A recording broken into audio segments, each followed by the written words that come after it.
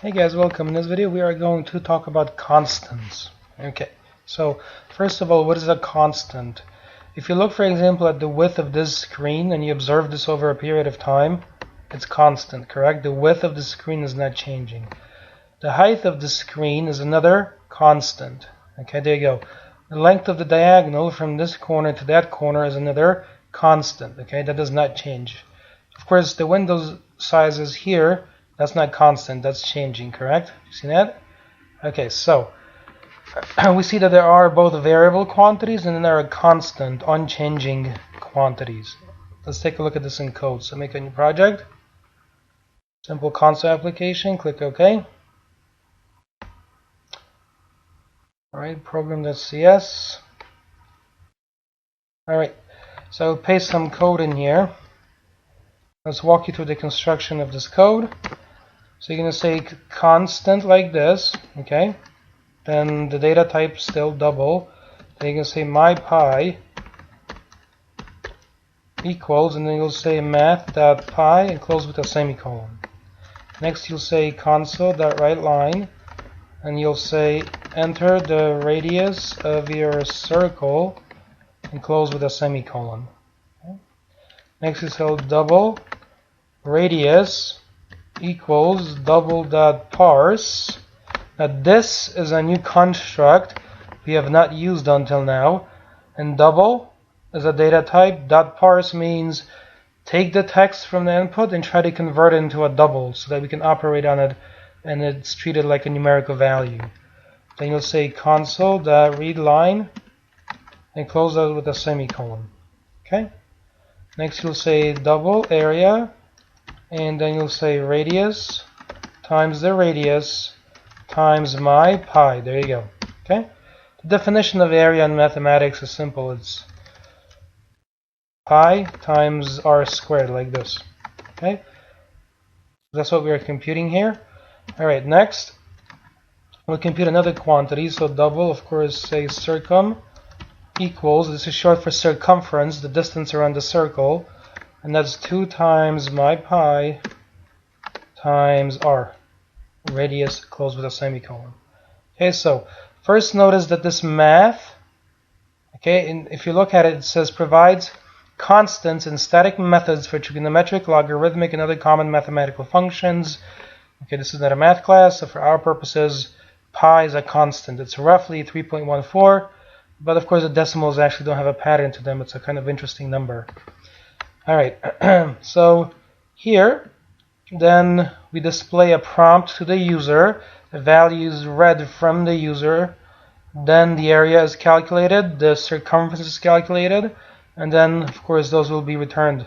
Otherwise, what would be the point, correct? Remember the general concept of input, process input, produce output. Hopefully useful output.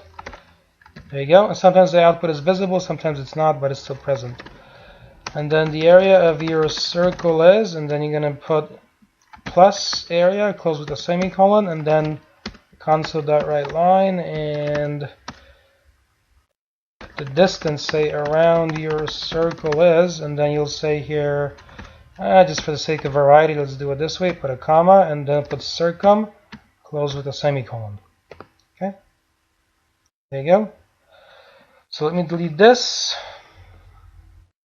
Give this a build, make sure it takes.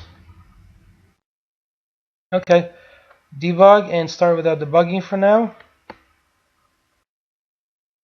Enter the radius of your circle. I've spelled circle with 2 C's, not important.